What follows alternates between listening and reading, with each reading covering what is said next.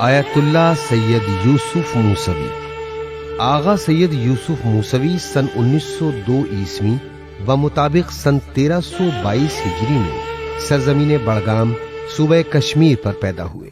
آپ کا شجرہ 7ویں امام حضرت امام موسیٰ کاظم علیہ السلام تک 37 اور حضرت میر سید شمس الدین محمد عراقی تک 14 سلسلوں سے پہنچتا ہے۔ موصوف نے ابتدائی تعلیم اپنے والد سے حاصل کی۔ ان کے انتقال کے بعد سن 1353 ہجری میں اعلیٰ تعلیم کے لیے نجف اشرف چلے گئے اور وہاں جا کر آیت اللہ ابوالحسن اصفہانی، آیت اللہ ضیاء الدین عراقی، آیت اللہ شیخ محمد اصفہانی، آیت اللہ میر ابوالحسن مشکینی، آیت اللہ سید محسن الحکیم، آیت اللہ جمال موسیٰ گلپائگانی وغیرہ جیسے جید علماء سے کسب فیض کیا۔ آپ کے اساتذہ آپ کی علمی استعداد اور صلاحیتوں کے قائل تھے۔ نجف اشرف میں ایک مدت تک قیام کرنے کے بعد کشمیر واپس آ گئے اور اپنے بھائی سید احمد کی وفات کے بعد سن 1364 ہجری میں کشمیر کے مرجع وقت قرار پائے۔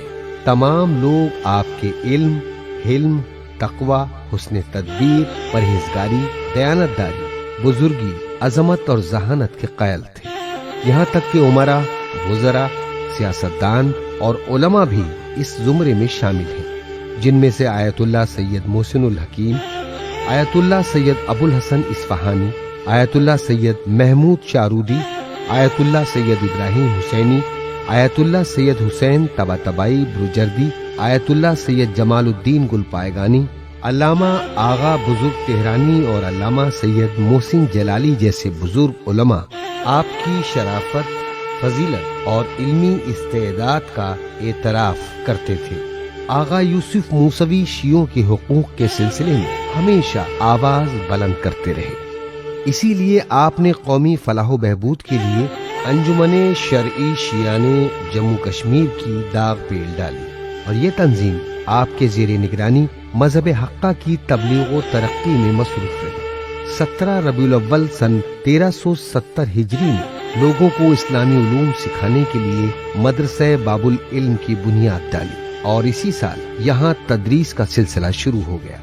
اس کی شاخیں تمام جموں کشمیر میں کھولی گئیں تاکہ کوئی بھی شخص دینی تعلیم سے محروم نہ رہ سکے۔ آپ نے باب العلم کی فلاح کے لیے لاکھوں روپے کی ملکیت کی اراضی وقف کر دی تھی۔ اس کے علاوہ آپ نے کشمیر یونیورسٹی کی اورینٹل فیکلٹی میں شیعہ اسٹوڈنٹس کے لیے امامیہ نصاب منظور کروایا۔ شہری اور دیہاتی علاقوں میں مدرسوں کے علاوہ انجمن شرعی کے تحت امام باڑے اور مساجد بھی تعمیر کرائے، جن میں سے امام باڑہ بڑگام اور حسن آباد کی مرمت کرائی اور امام باڑہ میر گنج، جامع مسجد بڑگام اور خانقاہ جڈیبل کو اثر نو تعمیر کرایا۔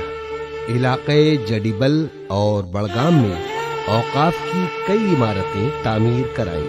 آپ کی خدمات کو یاد رکھتے ہوئے آپ کے نام پر کئی ادارے اس وقت کام کر رہے ہیں، جن میں سے آیت اللہ یوسف میموریل ٹرسٹ، آیت اللہ یوسف مرکزی امام بارگاہ بمنا اور آیت اللہ یوسف میموریل ڈسٹرکٹ بڑگام کے اسماء سر فہرست ہیں۔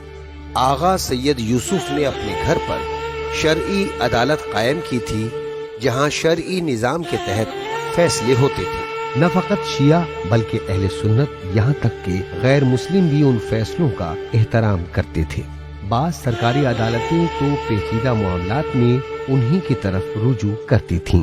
آپ نہ تو کسی سرکاری عہدے پر فائز تھے اور نہ ہی سیاست سے کوئی سروکار تھا، لیکن اس کے باوجود ملک کے بڑے بڑے سیاستدان اور سرکاری افسر بھی ان کا بہت احترام کرتے تھے۔ کشمیر کے سابق وزرائے اعلیٰ بخش غلام محمد، خواجہ غلام محمد صادق، سید میر قاسم اور شیخ محمد عبداللہ اکثر و بیشتر آپ سے ملاقات کا شرف حاصل کرتے تھے۔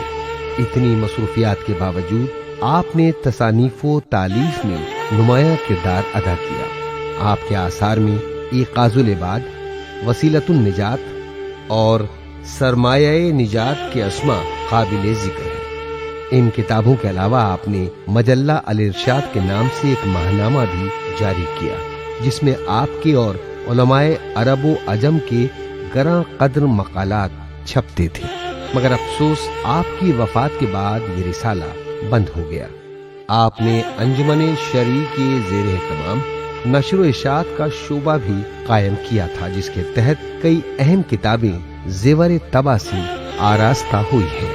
ان میں ترجمہ لمع دمشقیہ جیسی ضخیم کتاب قابل ذکر ہے۔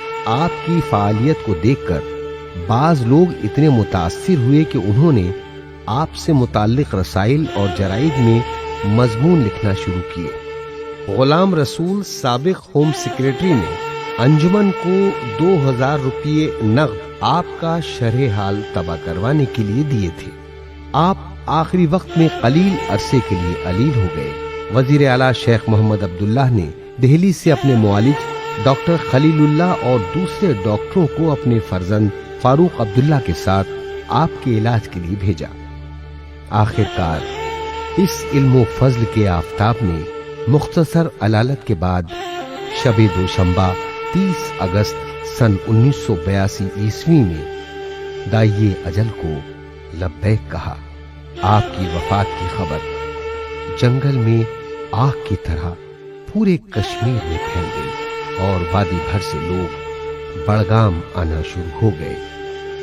ہر ایک آنکھ اشکبار اور چہرہ اداس، پورا کشمیر درد و کرب میں ڈوبا ہوا تھا۔ صبح 9 بجے آپ کا تابوت گھر سے برآمد ہوا تو لوگوں نے اپنے گریبان چاک کر ڈالے۔ ان کے گریہ اوزاری سے زمینیں بڑگام متزلزل ہوئی۔ تابوت 12 بجے تک امام باڑہ بڑگام میں رکھا گیا۔ پھر کری پورا بڑگام کے وسیع میدان میں نماز جنازہ آغا سید مصطفیٰ موسوی نے پڑھائی اور سپہر کے وقت آپ کو اپنے دادا کے قریب اپنے آبائی قبرستان میں سپرد خاک کر دیا گیا۔ سرکاری طور پر ایک دن کا سوگ منایا گیا اور تعطیل کا بھی اعلان ہوا۔ سرکاری عمارتوں پر قومی پرچم سر نگوں رہا اور ضلع بڑگام میں 3 روز تک تمام سرکاری دفاتر اور کاروباری ادارے بند رہے۔ سابق وزیر اعظم اندرا گاندھی ریاستی گورنر جی کے نہرو کے ہمراہ بڑگام گئیں اور سید یوسف کے لواحقین کو تعزیت پیش کی۔ مجلس سویم بروز جمعہ امام باڑہ بڑگام میں منعقد ہوئی، جس میں علماء کرام، شعراء، دانشمندان، سیاستدان اور عوام کے جمع غفیر نے شرکت کی۔ امام خمینی کی طرف سے آیت اللہ سید محمد جعفریان نے مجلس سویم میں نمائندگی فرمائی۔